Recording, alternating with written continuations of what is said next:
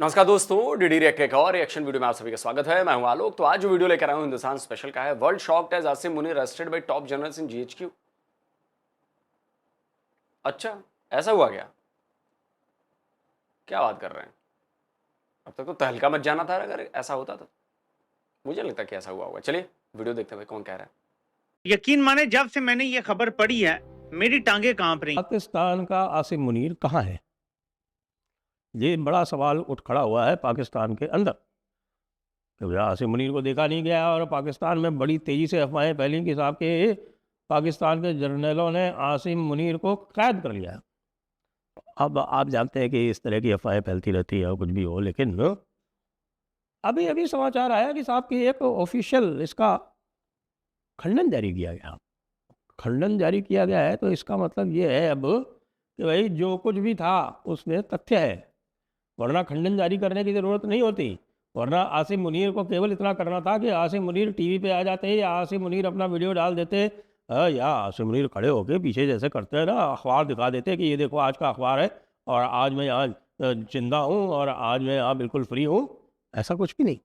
मुझे अभी अभी कमरान शाह जो एंकर है उससे खबर मिली है chief of army staff Asim Munir को जीएचक्यू में नज़रबंद कर दिया गया है और उससे ज़बरदस्ती इस्तीफ़ा लेने के चक्कर में पड़ी हुई है। तो या तो इस्तीफ़ा दे देगा या फिर अंदर से हो सकता है कि उसकी लाश बरामद हो।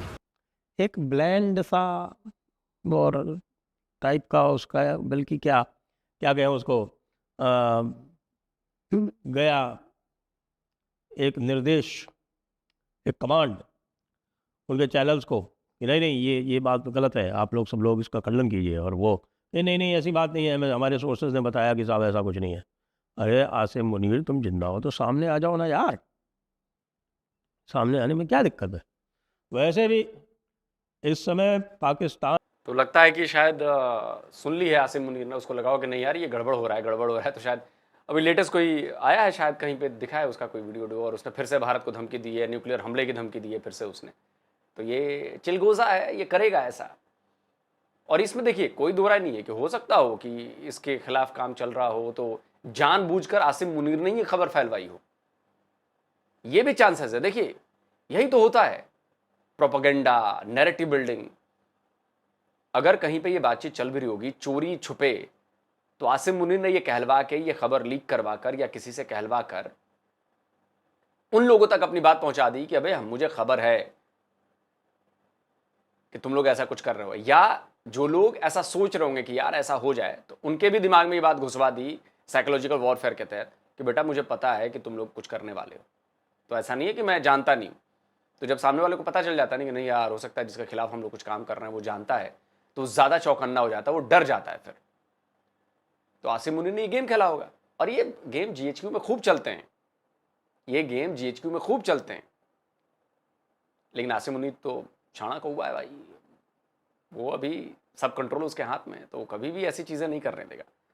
तो बिल्कुल ये तो खैर मुझे लगता है कि जानबूझकर ये खबर फैलाई गई थी ताकि आसिम मुनीर के द्वारा ही फैलाई गई थी कि थोड़ा बहुत भारतीय मीडिया को भी लगे कि अरे यार ऐसी ऐसी खबरें आ रही हैं, प्लस यहाँ पे जिन जिन लोगों को संदेश पहुँचने चाहिए कि जो प्लान करने का मंसूबा भी बना रहे हों वो पहले ही हो जाए कि भैया पता चल गया इसे।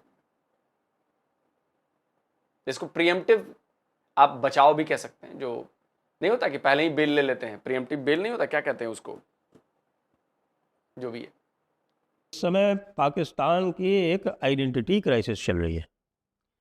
अफ़गानिस्तान ने और कुछ किया हो या ना किया हो, क्योंकि जब भारत जब आक्रमण करता है पाकिस्तान पर तो पाकिस्तान की आइडेंटिटी क्राइसिस नहीं होती है, पाकिस्तान की आइडेंटिटी कंसोलिडेट हो जाती है, बिल्कुल पुख्ता हो जाती है, और वो पूरी तरह से जंगजू कौम बन के और इस्लाम के पहरेदार बन के वो खड़े हो जाते हैं। 1300 के करीब इस वक्त अभी वो लाशें भी नहीं मिल रही।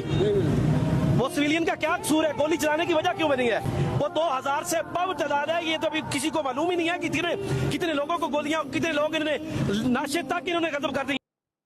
इस्लाम का किला है आखिरकार अफगानिस्तान, लेकिन अफगान ने जब से उनके ऊपर हमला किया है तब से उनकी भारी एक आइडेंटिटी क्राइसिस हो गई है।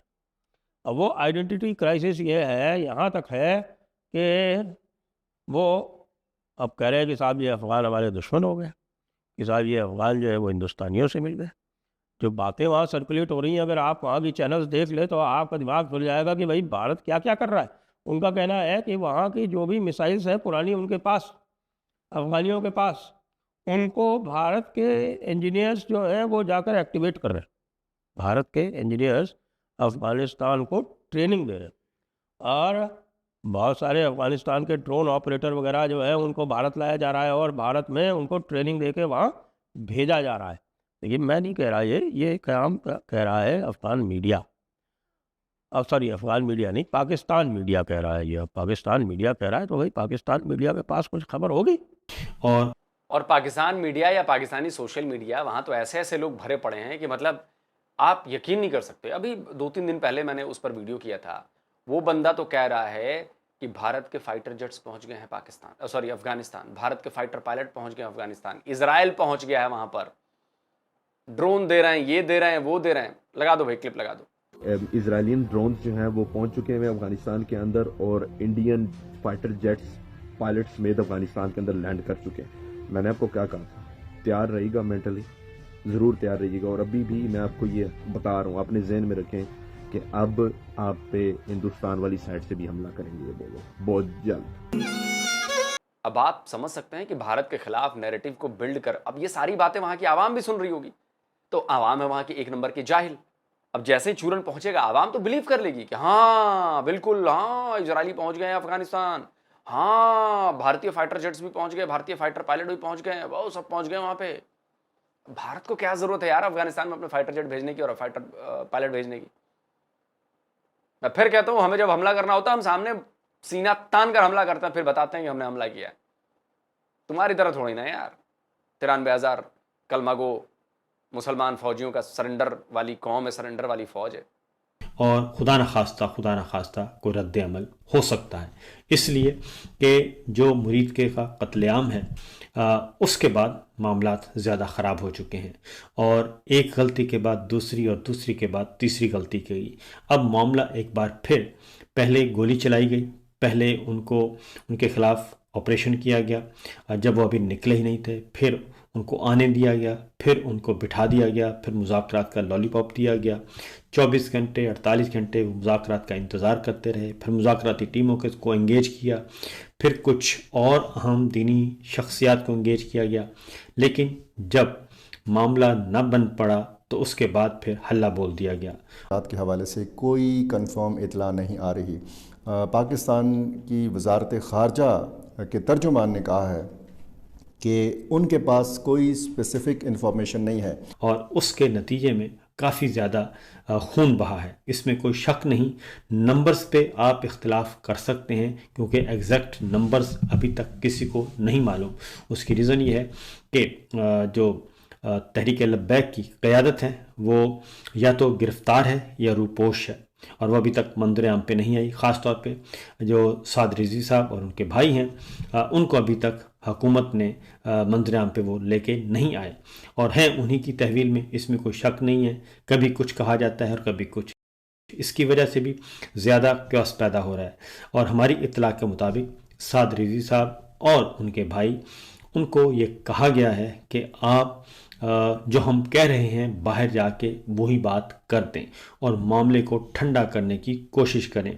लेकिन जो उनसे प्रेस कॉन्फ्रेंस करवाने की कोशिश की जा रही है वो करने के लिए तैयार नहीं है और वो किसी भी सूरत में ऐसा कोई बयान या ऐसी कोई प्रेस कॉन्फ्रेंस या कोई ऐसा स्टेटमेंट नहीं रिकॉर्ड करवाना चाहते, नहीं करवा रहे, जिससे कि उनकी कॉज को नुकसान पहुंचे और जो कि ज़मीनी हक़ाइक़ के बरअक्स हो। ये मामला इस वक्त चल रहा है। उसके बाद फिर आज जुमा है, आज एहतजाज चल रहा है जी। और कल मरीम साहबा की सदारत में एक बताया गया कि एक इजलास हुआ, लेकिन उसकी वीडियो भी जारी नहीं की गई और उसकी तस्वीर भी जारी नहीं की गई। वो इजलास कब हुआ, कहाँ हुआ, कैसे हुआ, किसी को नहीं पता, सिर्फ एक स्टेटमेंट जारी किया गया। लेकिन उसके बाद फिर एक और ख़बर दी गई क्योंकि सब ने सवाल उठाया कि मरीम साहिबा हैं किधर, मरीम साहिबा मंजर आम पे क्यों नहीं आ रही और उन्हें आना चाहिए। कल बड़ी मुश्किल से मोहसिन नकवी साहब के साथ वज़ीर मजहबी अमूर, जिनका कोई रोल नहीं है इस सारे ऑपरेशन में, उनको लाया गया। चलिए दोस्तों, वीडियो खत्म हो गया। और देखिए, मरियम नवाज पर तो भैया तलवार लटक गई है। मरियम नवाज के साथ कुछ भी हो सकता है। मरियम नवाज की जान को बहुत बड़ा खतरा है। पाकिस्तान में भी लोग कह रहे हैं, मैंने भी आप लोगों को बताया था। तो मरियम नवाज का तो किसी दिन गेम बच जाना है, कांड हो जाना है मरियम नवाज का। और हो सकता है कि वो आर्मी भी कराए इसी की आड़ में, बहुत कुछ है, मतलब वो स्ट्रिंग्स जुड़ी हुई है ना बहुत सारी। तो अगर कोई ये समझता है कि मरियम नवाज से आसिम मुनीर का बड़ा हुआ है, तो आसिम मुनीर वो आदमी है जो अपने लिए वो मरियम नवाज को भी कुर्बान कर देगा। वो ज़रा हिचकेगा भी नहीं, एक सेकंड सोचेगा भी नहीं कि मरियम नवाज को अगर ज़रूरत पड़ गई उसे कुर्बान करने की, वो हिचकेगा नहीं, एक सेकंड में भी हाथ नहीं रुकेंगे उसके, वो करवा देगा। अब आते हैं जी कि पाकिस्तान, अफगानिस्तान और ये सब कुछ जो हो रहा है, देखिए ये बहुत बड़े कॉन्फ्लिक्ट की तरफ चीज़ें बढ़ रही हैं। मिडिल ईस्ट के बाद अभी चीज़ें इधर आ गई हैं। देखिए, ये बात ठीक है कि ये पाकिस्तान और अफगानिस्तान का ये पुराना क्लैश है। डूरन लाइन का जो विवाद है, सीमा विवाद है, वो बहुत पुराना विवाद है। अफगानी पहले भी नहीं मानते थे डूरन लाइन को इंटरनेशनल बॉर्डर, वो कहते थे कि बॉर्डर नहीं है। लेकिन अब जिस तरह से एस्केलेट हुआ है मामला, और अब लेटेस्ट जो खबर आई है कि सीज़ फायर ख़त्म होने के 48 आवर्स का सीज़ फायर था, ख़त्म होने के बाद टीटीपी ने भी हमला किया पाकिस्तान पर, और पाकिस्तान की फ़ौज ने फिर अफगानिस्तान में हमला किया है और एयर स्ट्राइक की है, और उसमें क्रिकेटर्स मारे गए। 3 उनके क्रिकेटर्स के मारे जाने की खबर, लगा दो भाई खबर लगा दो, 3 क्रिकेटर्स के मारे जाने की खबर है। और इस खबर ने अफगानियों को भी और तालिबानियों को भी बहुत ज़्यादा भड़का दिया है। जब तक मैं ये वीडियो बना रहा हूँ, जब तक रिकॉर्ड कर रहा हूँ, तब तक तो ऐसी कोई खबर नहीं आई है, लेकिन इसका जवाब मिलेगा, ऐसा मुझे फील हो रहा है। और ऐसा जवाब मिलेगा कि पाकिस्तानी जो है ना, उनकी नस्लें, आने वाली नस्लें याद रखेंगी कि अफगानियों ने जवाब दिया था, क्योंकि उनके 3 क्रिकेटर्स मारे थे। और पता नहीं मुझे क्यों लग रहा है कि पाकिस्तान के जो नेशनल टीम के क्रिकेटर्स हैं, उनकी जान खतरे में है अभी।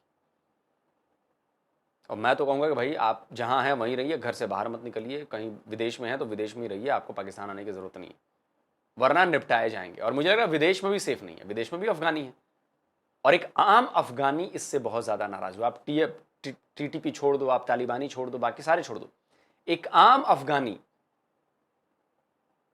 और ज़्यादा नफरत करने लगा है पाकिस्तान से।